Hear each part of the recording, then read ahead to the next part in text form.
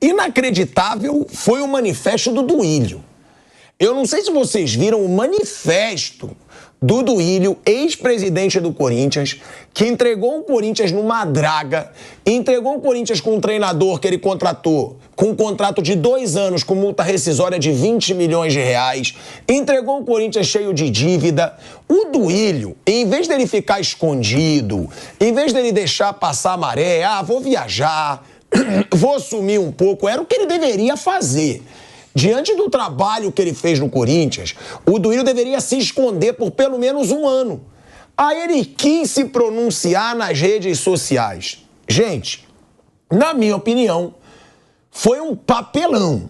Por quê? Ele fez um extenso pronunciamento por meio de uma rede social para explicar dívidas acumuladas durante a sua gestão, que têm sido apontadas pela atual diretoria como um grande problema para a administração do clube.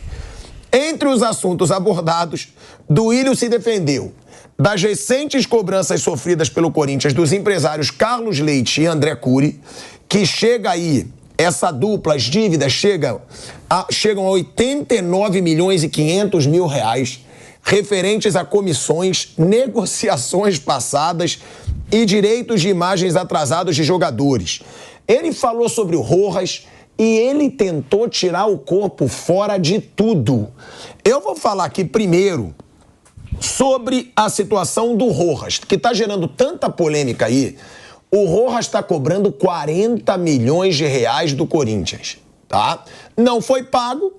Entrou na justiça e agora o Corinthians vai se lascar. Vai, porque não pagou. O Rojas foi contratado por quem, Duílio? Pelo Duílio. Quem começou a não pagar o Rojas? O Duílio. E ele quer dizer que a culpa é da atual gestão. Vamos colocar aí na tela o que o Duílio falou sobre a situação do Matias Rojas. Para começar aí uma sequência de vergonhas das declarações do Duílio nesse manifesto que ele fez nas suas redes sociais. Sobre o Matias Rojas, que é representado pelo André Cury, é evidente que saiu porque a atual gestão descumpriu um acordo que ela mesma fez. É muito simples. Se a cláusula de saída imediata existisse em 2023, ele teria saído em 2023. Todos ouvimos a atual gestão afirmar que Rojas não recebia pagamento desde que chegou. Mentem sem parar e caem na própria mentira. É evidente que a gestão Augusto Melo renegociou em janeiro as pendências do fim de ano com Rojas e incluiu uma nova cláusula de saída imediata em caso de não pagamento. Por isso que o jogador saiu livre e o clube não pôde fazer nada.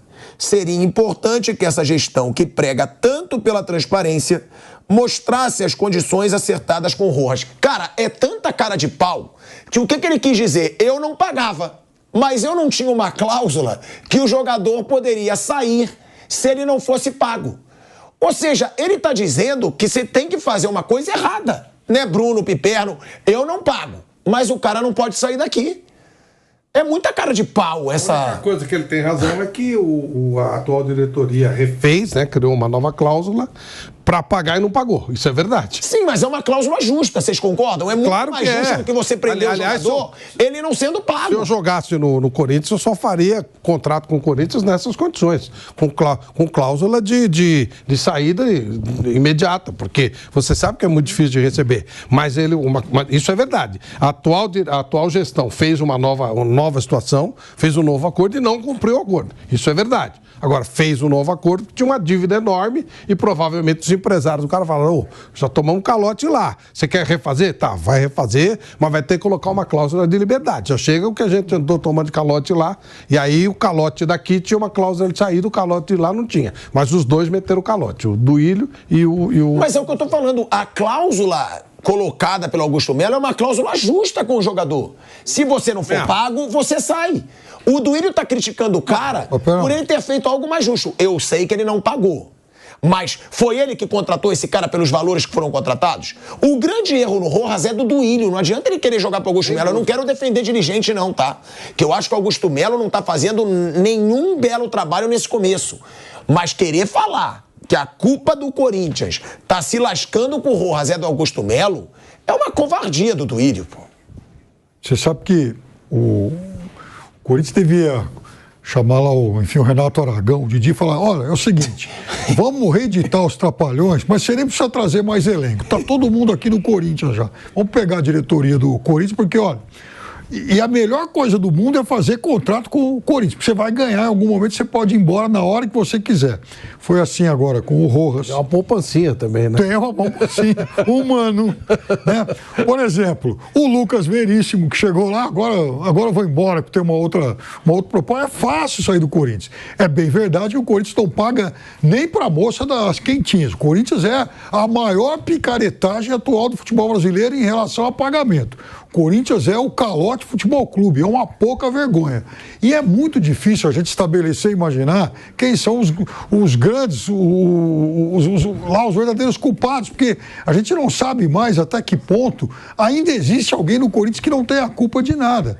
Porque é óbvio que esse contrato foi mal feito. Como é que o Corinthians pode ficar devendo 40 milhões de reais para um jogador mais ou menos e que mal jogou? Como é que o Corinthians faz um contrato milionário com o Rojas?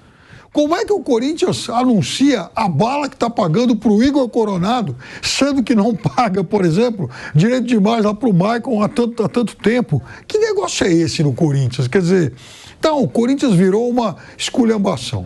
Eu quero ver o que vai ser produzido pela auditoria que a nova gestão do Corinthians disse que contratou. E é óbvio que eu até admito que é um passo muito saudável na direção de tornar o clube minimamente sustentável e de jogar aberto com o torcedor. Falar, olha, a situação do Corinthians agora é essa. Se eles cumprirem isso, eu acho que aí sim o Corinthians começa a dar os seus primeiros passos na direção do saneamento do clube. Porque, por enquanto, está uma zona. Tá uma zona. Esse Corinthians é uma zona, né? Ainda é uma zona. A gente vai para um break na Rádio Jovem Pan. Seguimos no YouTube. Não dá, né, Bruno, Flávio, para o cara culpar o Augusto Melo. No caso, o Rojas não dá. Ele pode dizer que o Augusto Melo prometeu gastar menos e não está gastando menos. Ele pode dizer que o Augusto Melo não poderia prometer que ia disputar de igual para igual contra Palmeiras, Flamengo, já de imediato.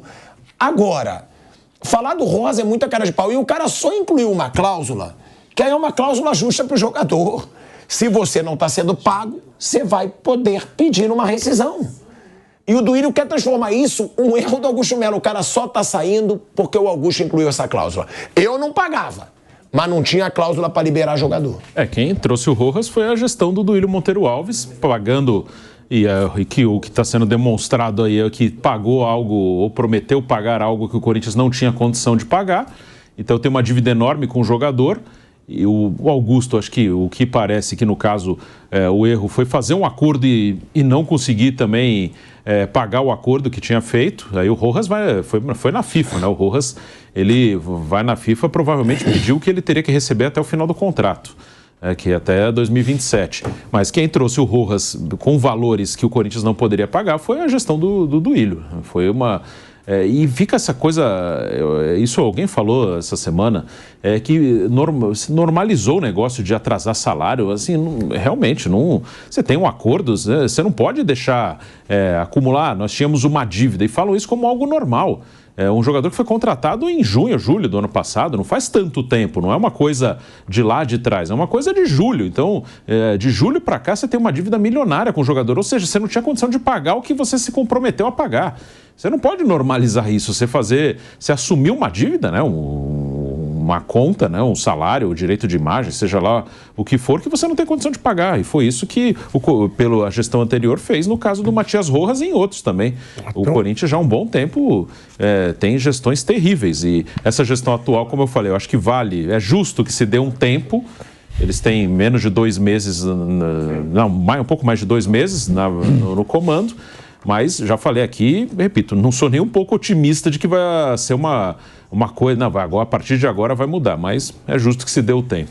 Só dando a informação aqui... Não, só um detalhe aqui, eu tava dando uma levantadinha aqui, Corinthians não paga. Aí, uma capivara enorme. Tem algumas coisas assim que são hilárias, tipo assim, 30 de janeiro deste ano. Corinthians foi condenado pela justiça a pagar uma empresa de coleta de lixo que não prestou serviço ao clube e alega não ter recebido o montante combinado. Além disso, o Timão terá que devolver os equipamentos da companhia. A coleta industrial Fimavan Limitada afirma que prestou serviços de coleta e transporte de lixo e o Corinthians não pagou. Eu vou ter que voltar aqui para a Rádio Jovem Pan para a gente continuar mostrando aqui partes vergonhosas desse depoimento aí do Ilho nas redes sociais dele. De volta, hein? De volta à Rádio Jovem Pan, agora na rádio e no YouTube. Flávio, quer complementar? Não, o contrato com a empresa de coleta de lixo foi firmado em março de 11 pelo André Sanches, renovado pelo Mário Gobi em fevereiro de 14 e em 21. Em seguida, a empresa diz que desde janeiro de 21, na gestão do Ilho Monteiro Alves, tenta amigavelmente receber o valor devido, mas não teve sucesso após acordos não cumpridos. Aí ele teve que ir para rescindir o contrato. Então veio o Andrés, o Gobi e o do Ilho, aí não consegue pagar. E passou pelo Andrés de novo. Passou pelo Andrés. R$80 mil aproximadamente é o valor corrigido que o Corinthians deve, inclusive, para a coleta de lixo. Deixando claro aqui, tá, a informação sobre essa situação do Rojas, o GE publicou uma matéria nessa segunda-feira, hoje, que o meia Matias Rojas moveu ação contra o Corinthians na FIFA, cobrando $8 milhões a receber do Corinthians, cerca de R$40 milhões na cotação atual. O valor... Quê? Ganhou na Mega Sena. O valor representa todos os salários, direitos de imagens e outras verbas que constam no contrato dele, com validade até junho de 2027. O caso deve levar alguns meses até ser julgado. Até lá, o Corinthians ainda pode negociar um acordo com o jogador paraguaio. Desde que o Rojas pediu a rescisão do contrato, há 2 semanas, dirigentes do Corinthians mantiveram contato com representantes do atleta, em busca de uma solução amigável, mas não obtiveram sucesso até o momento. O ex-camisa 10 do Corinthians pediu o rompimento unilateral do vínculo por justa causa. O jogador alega que o clube pagou a primeira parcela do acordo feito com ele em janeiro, mas não quitou a de fevereiro. A dívida é referente a direitos de imagem de 2023, inicialmente no valor de R$5 milhões. O ex-camisa 10 do Corinthians se vê amparado pelo acordo firmado no início desse ano, no qual o clube reconheceu a dívida com ele. O documento previa o rompimento em caso de atraso de qualquer parcela. Ainda em dezembro, na gestão de Duílio, o paraguaio notificou formalmente a diretoria sobre os atrasos e as possíveis consequências da falta de pagamento. Vale deixar claro que ele está pedindo isso, mas não é o que ele vai ganhar. Porque eu não sei se a justiça vai dar para o Rojas 40 milhões, que equivale aí ao que ele receberia até o fim do contrato. Eu acho mais a cara da justiça, o que você receberia até esse momento você vai receber. Eu não sei não. Depois, porque mas ele vai receber o que ele receberia até 2027 sem jogar mais pelo clube? Sim, mas o problema é que ele tinha uma expectativa de ganho. É uma coisa discutível. Tinha uma expectativa de ganho que ele perdeu por culpa do outro lado, não dele. Não, eu entendo o que você falou, mas acho que ele não é tão fora de condição de ganhar, não. Não é tão... Mas eu não acho muito provável, não. Precisa ver ele ganhar o que ele ganharia até 2027. Vamos lá, o que você ganharia até esse momento que vai sair a decisão. Você ganha. Porque ganhar até o fim de 2027 sem estar defendendo o clube, eu não acho muito provável. Mas tem que ver, Pilhado, o que o contrato prevê. A gente está falando que, assim... A multa, né? Multa integral até o final. E contrato made in Corinthians parece que tem alguns mistérios aí, né? Porque a gente tem visto, repito, muitos problemas relacionados a jogador, a gente de comissão técnica, empresários de futebol, muita gente que tem contrato com o Corinthians, esses contratos são muito malucos, né? E veja, esse ano, só para a gente não ir tão longe, o Corinthians já colocou para treinar jogador que não estava contratado pelo clube, o Corinthians já anunciou no elenco, enfim, jogador que chegou na véspera e falou, estou indo embora porque eu fechei com outro clube. Não, esse ano está acontecendo de tudo no Corinthians. Portanto, é bom a gente ficar atento até conhecer as minúcias desse acordo Rojas-Corinthians. O Duílio não parou por aí não, hein, Fábio Piperno? Né? O Duílio não parou na situação do Rojas, que para mim foi a mais cara de pau, mas ele fala também sobre as dívidas com os empresários Carlos Leite e o André Cury, tá?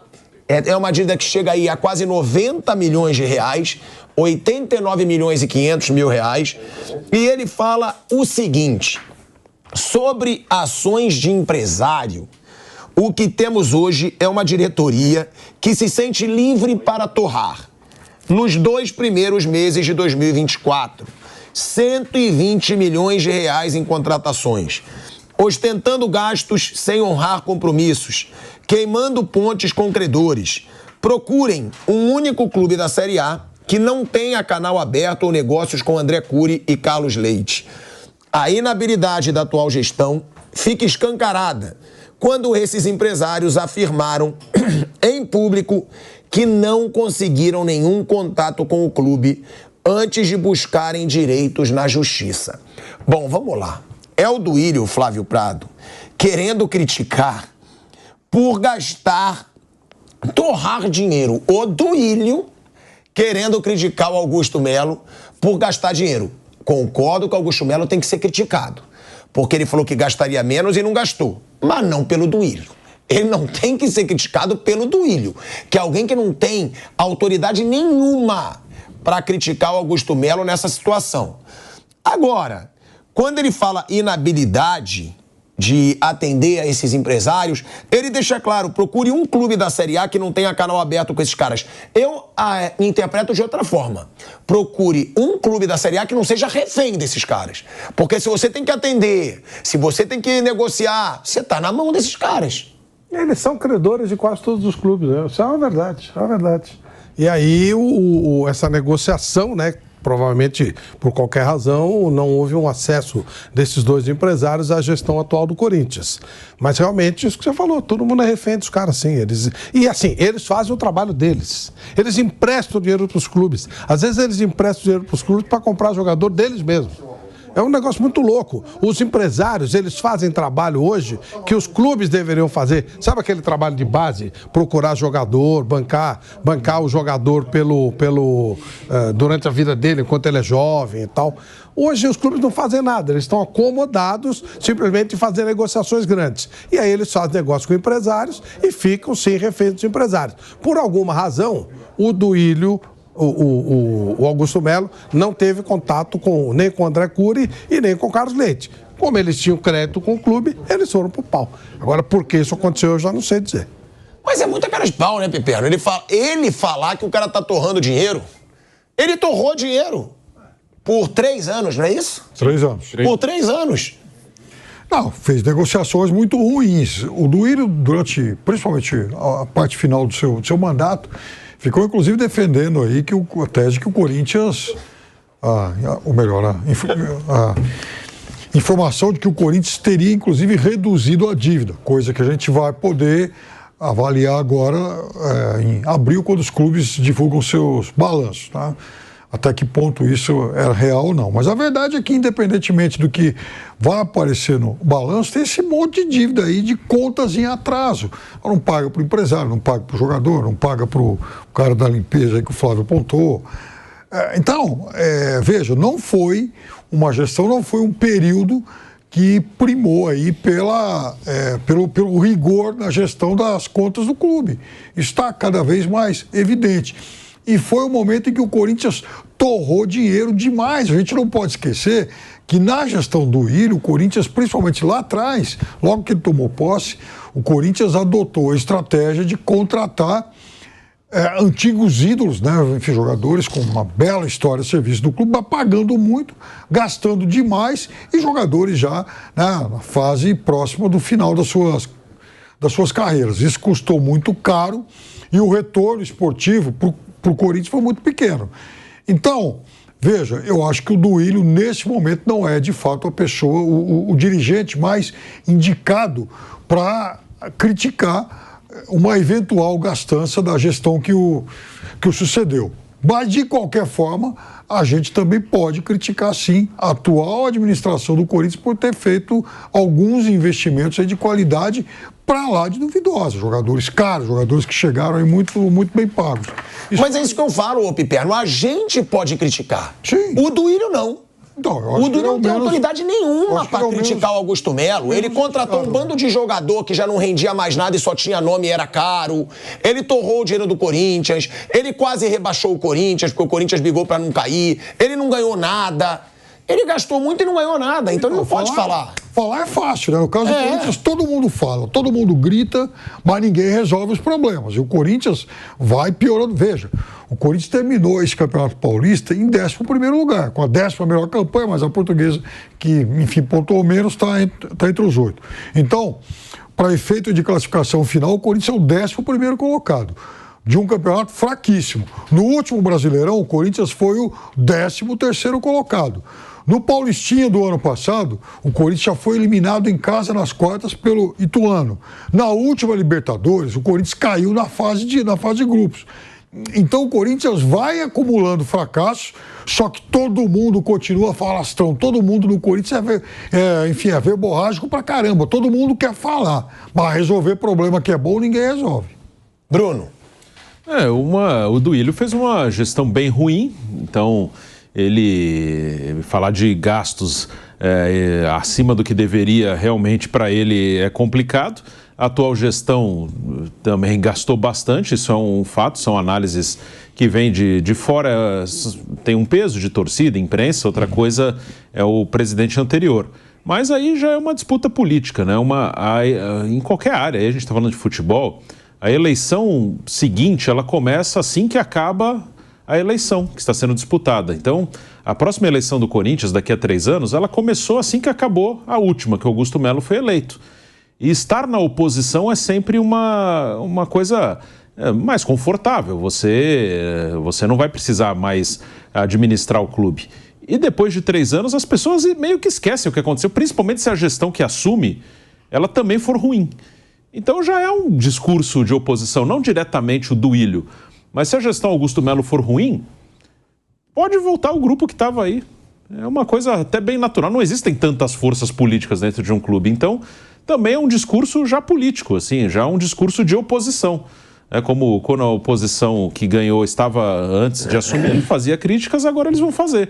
E se a gestão Augusto Melo for ruim, o grupo que estava antes no poder, ele pode acabar voltando daqui a 3 anos. Então, não, eu concordo, Bruno, mas aí espera um pouquinho, né, para aparecer. O cara foi um papelão, o cara foi criticado por todo mundo e já quer aparecer com 3 meses da outra diretoria. Ele podia espera dar algum vexame, espera fazer algum papelão, mas é muita cara de pau ele aparecer agora e falando desses temas.